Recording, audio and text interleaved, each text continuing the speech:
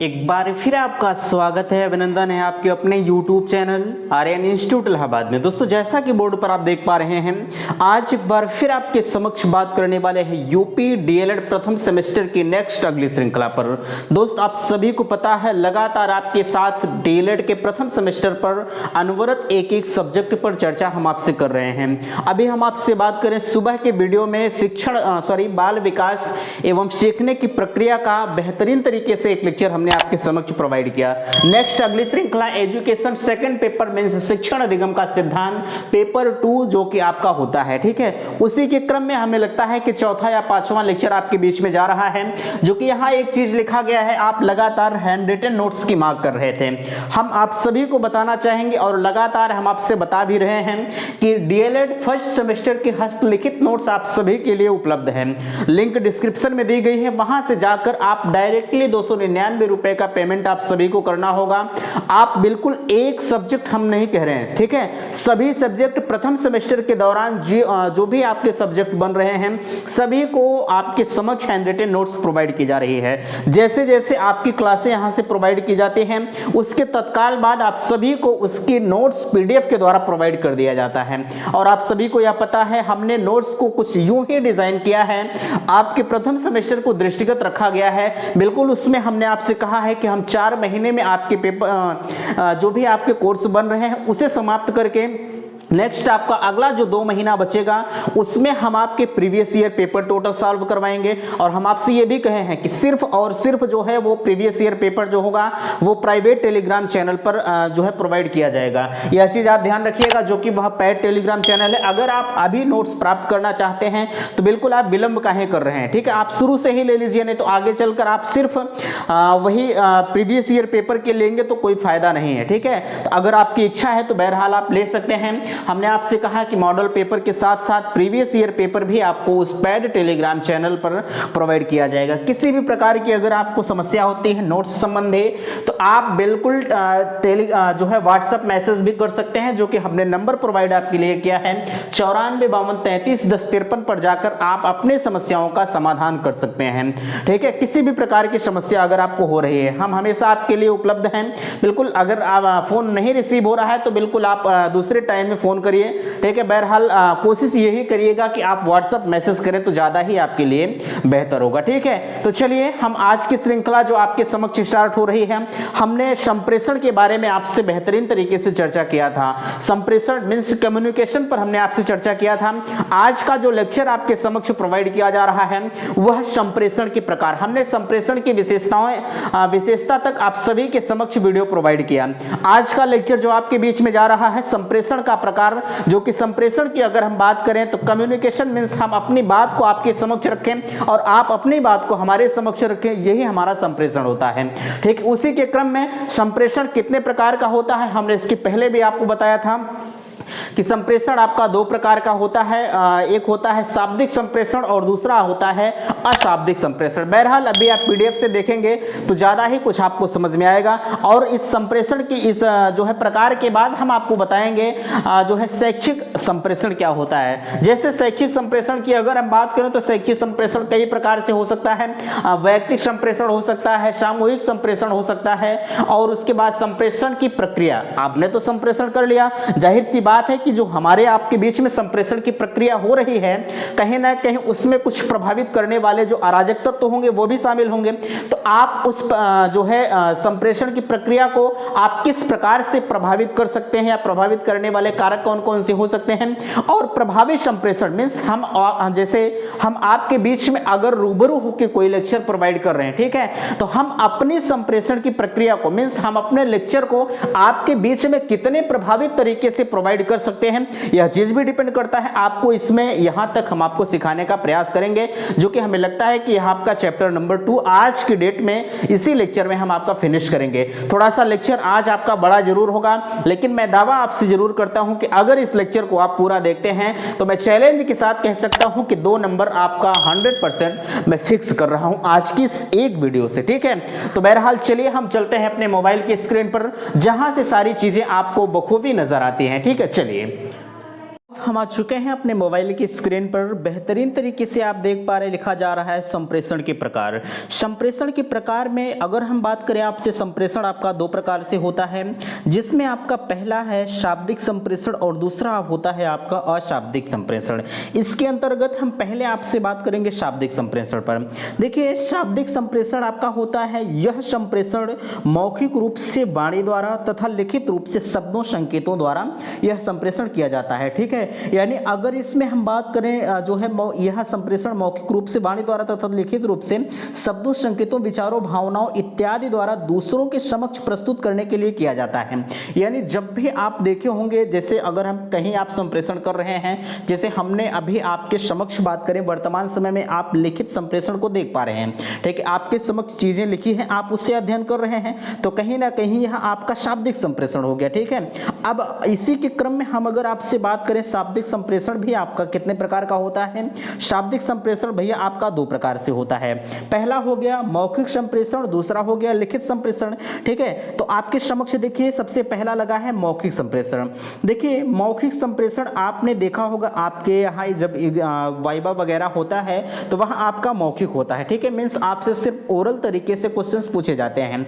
इसमें आपसे कहा जा रहा है कि यह संप्रेषण में वाणी द्वारा तथा सूचनाओं का आदान प्रदान किया जाता है। इसमें वार्ता, परिचर्चा, सामूहिक चर्चा, व्याख्या, कहानी आदि के माध्यम से अभिव्यक्ति की जाती है। इसमें संदेश देने वाला तथा संदेश ग्रहण करने वाला दोनों ही परस्पर आमने सामने रहते हैं। जैसे हम बात करें आपसे मौखिक संप्रेषण, आपके विद्यालय में कोई शिक्षक अगर आपको पढ़ा रहा है तो उस आपका शिक्षक भी आपके सामने है और आप भी जो है मीन्स शिक्षक और विद्यार्थी आमने सामने होते हैं, वहां आपका मौखिक संप्रेषण होता है। ठीक है, और जब आपका शिक्षक वही कोई चीज लिखना प्रारंभ कर देता है, लिख के कोई चीज अगर आपको बता रहा है तो वह आपका लिखित संप्रेषण हो गया। और इसमें आप देख पा रहे हैं, कहा जा रहा है कि इसमें संदेश देने वाला लिखित रूप में संकेतों द्वारा इस प्रकार से संदेश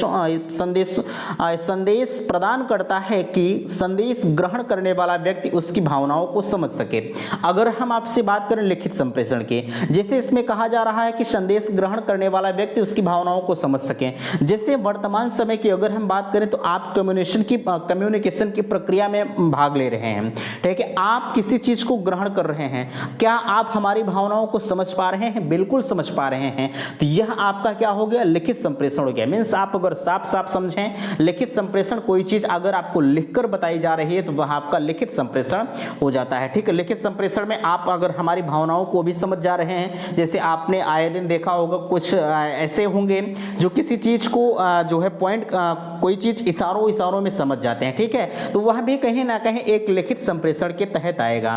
ठीक है, अब अगर हम बात करें, आपने देखा शाब्दिक संप्रेषण, उसी के क्रम में दूसरा अगर आपका आता है अशाब्दिक संप्रेषण। ठीक है, दूसरा हो गया आपका अशाब्दिक संप्रेषण। मीन्स इसमें कहा जा रहा है कि इस प्रकार के संप्रेषण में भाषा का प्रयोग नहीं किया जाता है। इसमें वाणी, संकेत, चक्षु संपर्क, मुख मुद्रा, स्पर्श संपर्क आदि का प्रयोग किया जाता है। इसमें कहा जा रहा है अशाब्दिक संप्रेषण। आप इसके वर्ड से ही आप समझ पा रहे होंगे कि अशाब्दिक संप्रेषण, इसमें बोलना आपको नहीं है। ठीक है, सिर्फ आपको इशारों में कोई चीज समझा देना। जैसे आपके यहाँ अगर कोई गूंगा व्यक्ति होगा तो आप जब उससे बात करते होंगे तो ऐसा तो है नहीं कि जब उससे आप बात करते हैं तो वह आपकी आवाज को सुन पाता है, नहीं सुन पाता। ठीक है, लेकिन उनके अंदर कुछ ऐसी कैपेसिटी होती है कि वह आपकी भावनाओं को समझ जाते हैं। वह कहीं ना कहीं अशाब्दिक संप्रेषण आपसे कर रहे हैं। ठीक है, आपकी भावनाओं को वो समझने का प्रयास कर रहे हैं, आपके इशारों का समझने का प्रयास कर रहे हैं। ठीक है, उनसे आप इशारों में ही सिर्फ बात कर सकते हैं। जैसे अगर आपने कह दिया वो हमें लेके आओ, ठीक है, कोई नाम अगर आपने बताया तो वो नहीं समझ पाएंगे। लेकिन अगर धीरे से आपने उन्हें इशारा कर दिया, जैसे किसी तरह से आपने इशारा कर दिया कि भैया वो गोल गोल चीज है वो लेके चले आओ, वो लंबा है वो लेके चले आओ, इस तरह से अगर आप इशारे कर दिए हैं तो वो डायरेक्टली आपसे आपके समक्ष ला के सारी चीजें रख देंगे। ठीक है, यह आपका अशाब्दिक संप्रेषण हो गया। अब अशाब्दिक संप्रेषण के भी कई प्रकार होते हैं जो कि आप देख पा रहे हैं। पहला आपका हो गया वाणी संप्रेषण। इसके अंतर्गत वाणी संप्रेषण में विचारों तथा भावनाओं की अभिव्यक्ति व्यक्तिगत रूप से अथवा छोटे छोटे समूहों में आमने सामने रहकर वाणी द्वारा की जाती है। हाँ, हूं, सीटी बजाना, जोर से बोलना, मुस्कुराना आदि, यह आपके किसके संप्रेषण के तहत आएंगे? वाणी संप्रेषण के तहत आएंगे। ठीक है, मीन्स अगर देखा जाए वाणी संप्रेषण में किसी चीज को किसी विचारों तथा भावनाओं को अभिव्यक्ति व्यक्तिगत रूप से अगर आप जो है छोटे छोटे समूहों में आमने सामने रखकर वाणी द्वारा कर रहे हैं, तो कहीं ना कहीं यह आपका वाणी संप्रेषण के तहत आएगा। जैसे आपने देखा होगा हाँ, ठीक है, इस तरह से कोई बात कह रहे हैं हाँ हूँ, इस तरह कोई सीटी अगर आपको बजा रहा है तो कहीं ना कहीं यह आपका वाणी संप्रेषण होता है। ठीक है, कोई जोर से बोल रहा है, चिल्ला रहा है, मुस्कुरा रहा है, तो यह भी आपका वाणी संप्रेषण के तहत ही आता है। दूसरा आपका आता है मुख मुद्रा एवं चक्षु संपर्क। मीन्स मुख मुद्रा, आपके मुख को देखकर, चक्षु संपर्क मीन्स आंखों से आंख इशारे, आपने देखा होगा लोग आंख से इशारा करके पता नहीं क्या क्या कर देते हैं, सारी चीजें आपको पता है बहरहाल अगर आपने ग्रेजुएशन करके आए हैं। ठीक है, लिखा जा रहा है कक्षा में चक्षु संपर्क के द्वारा शिक्षक अपने छात्रों को मनः स्थिति का अंदाजा लगा लेते हैं। मुख मुद्रा के माध्यम से प्रसन्नता, भय, क्रोध, शोक आदि का संप्रेषण आसानी से किया जा सकता है। बिल्कुल आपने देखा होगा कभी कभी छात्र आपको शिक्षक आपको आंखों से इशारा करके बाबू खड़े हो जाओ। ठीक है, तो इस तरह की बातें आती हैं। आपने यहाँ भी देखा होगा मुख मुद्रा के माध्यम से प्रसन्नता, भय, क्रोध इत्यादि का जो आसानी से वो आपकी चीजों को या संप्रेषण आसानी से किया जा सकता है। ठीक है, मुख मुद्रा एवं चक्षु संपर्क से। अगला आपके समक्ष आ रहा है, आप देख पा रहे हैं सारी चीजें एक एक चीज आपके बीच में आ रही हैं। ठीक है, इसी के क्रम में अब हम बात करते हैं शैक्षिक संप्रेषण पर। ठीक है, आपका तो यह समाप्त हुआ। अब बीच में आता है आपका शैक्षिक संप्रेषण, एजुकेशनल कम्युनिकेशन। ठीक है, अशाब्दिक संप्रेषण आपका खत्म हुआ। अच्छा, एक इसमें आपका आता है स्पर्श संपर्क। हालांकि यह आपके लिए बहुत महत्वपूर्ण नहीं है, जो चीजें महत्वपूर्ण हैं हम आपके समक्ष प्रोवाइड कर रहे हैं, सारी चीजें एक भी जो है टॉपिक आपकी छूट नहीं रही है। चलिए, एजुकेशन कम्युनिकेशन के तहत अगर हम बात करें तो आपका पहला आता है वैयक्तिक संप्रेषण मींस इंडिविजुअल कम्युनिकेशन। ठीक है, इसमें आपसे कहा जा रहा है कि जब शिक्षक बालक को अलग अलग शिक्षा दे तो इसे वैयक्तिक संप्रेषण कहते हैं। यह बाल केंद्रित होने के कारण मनोवैज्ञानिक भी है। इस विधि में बालक को क्रियाशील बनाती है और बालक अधिक ज्ञान अर्जन के लिए क्रियाशील होता है। यह संप्रेषण मंद बुद्धि और तीव्र बुद्धि दोनों के लिए उपयोगी है। ठीक है, वैयक्तिक संप्रेषण आपसे कहा जा रहा है जब शिक्षक बालक को अलग अलग शिक्षा देता है। मीन्स आपके क्लास में ही देखा होगा जो थोड़ा सा तेज तर्रार बालक होते हैं उनको शिक्षक अधिक ध्यान दे देते हैं, और जो थोड़ा सा मंद बुद्धि के होते हैं, यह हालांकि यह हर शिक्षक की क्वालिटीज नहीं होती। ठीक है, अगर एक अच्छा शिक्षक है तो वह हर विद्यार्थी को एक समान निगाह से देखकर ही पढ़ाएगा। ठीक है, अच्छा यहाँ आपसे कहा जा रहा है, हम बात कर रहे हैं इंडिविजुअल संप्रेषण की, तो अगर देखा जाए तो इंडिविजुअल कम्युनिकेशन में यह बाल केंद्रित होने के कारण मनोवैज्ञानिक भी है।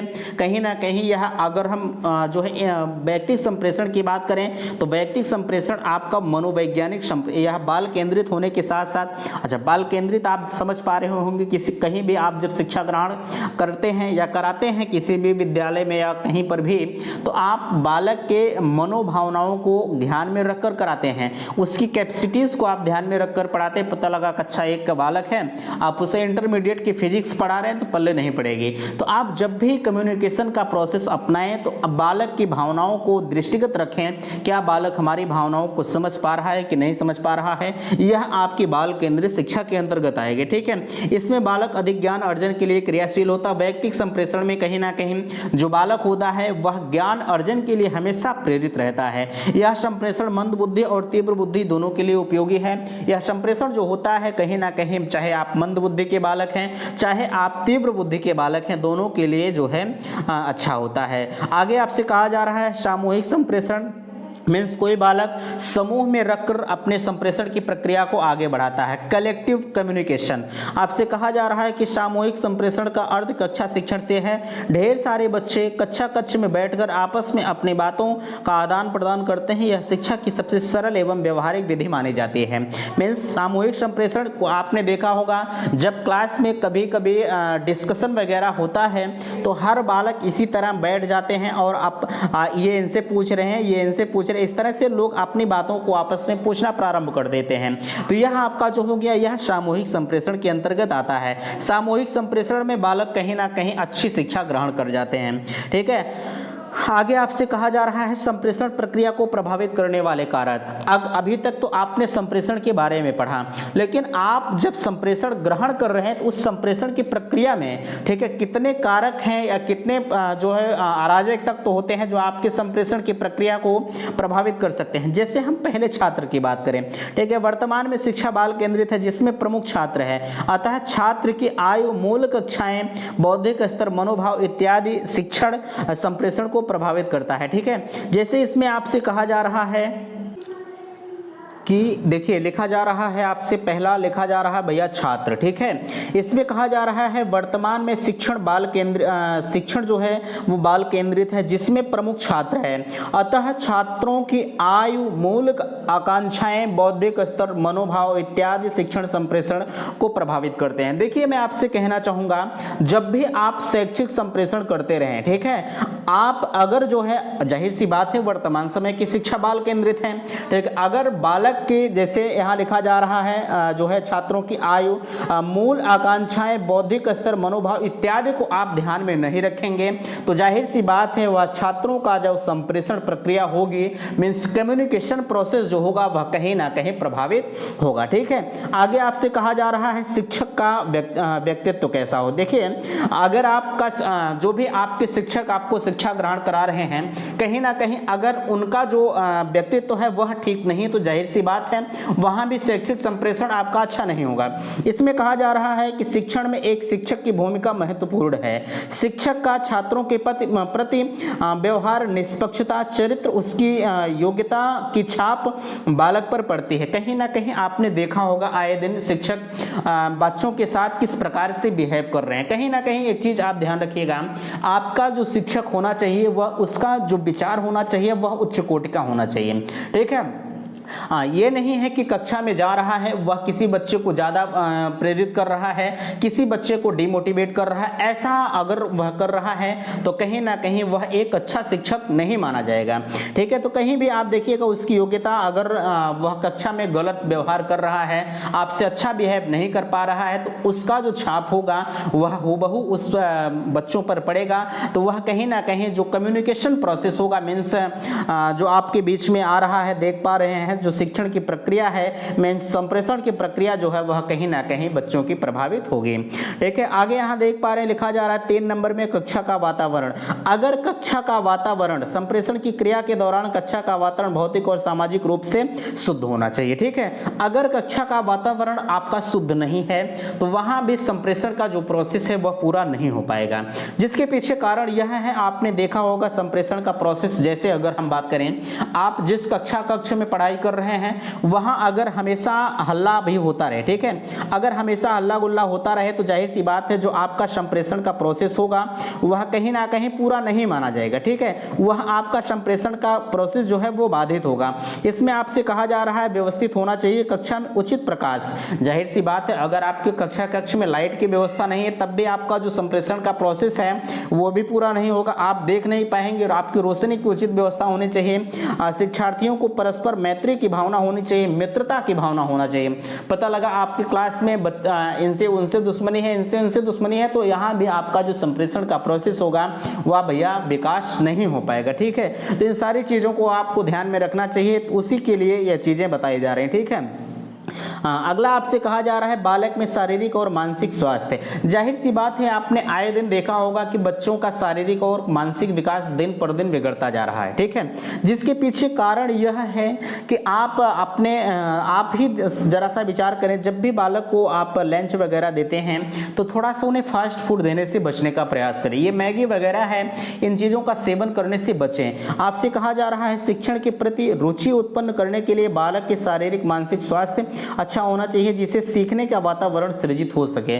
अगर उनका वातावरण नहीं अच्छा है तो जाहिर सी बात है जो उनका शारीरिक विकास है, जो मानसिक विकास है, यह कहीं ना कहीं वो डेवलप नहीं हो पाएगा। ठीक है, तो इन सारी चीज़ों पर आपको ध्यान रखना है। आगे प्रभावी संप्रेषण के तरीके, आप जब संप्रेषण की प्रक्रिया कर रहे हैं, जैसे वर्तमान समय की अगर हम बात करें तो अगर हम आपके बीच में संप्रेषण की प्रक्रिया कर रहे हैं तो हम अपने संप्रेषण की प्रक्रिया के दौरान किस प्रकार से पेश आए को हमारी संप्रेषण की प्रक्रिया आपके बीच में प्रभावी हो मीन्स हमारी जो संप्रेषण की प्रक्रिया है, जो चीजें हम आपको बता रहे हैं सारी चीजें आप सीख पाए, यही हमारा मतलब है।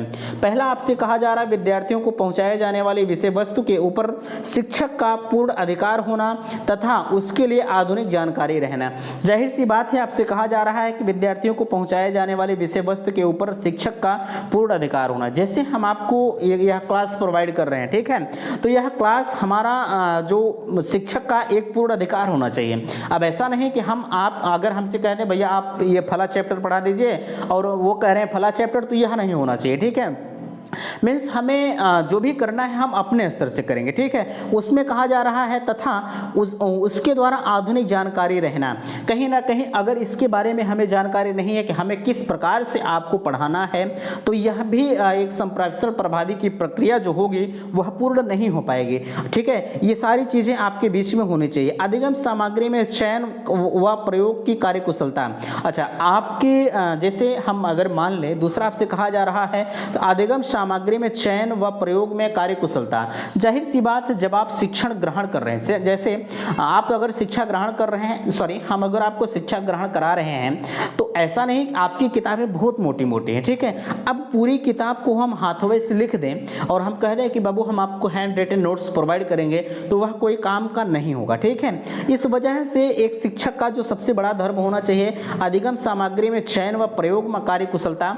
आपकी परीक्षा में क्या चीजें आ सकती हैं, ठीक है, आप परीक्षा में क्या चीज लेकर आप अपने चयन उसमें सेलेक्ट हो सकते हैं, ये सारी चीजों को लेकर जो अध्यापक होना चाहिए वह इसमें कार्यकुशल होना चाहिए, ठीक है। यह योग्यता उस शिक्षक में होनी चाहिए, ठीक है। अगला आपसे कहा जा रहा है चिंतन, तर्क, कल्पना, एकाग्रता, विश्लेषण, संश्लेषण, निर्णय एवं सामान्यीकरण, चिंतन कौशलों से जुड़ी कार्यक्षमता, ठीक है।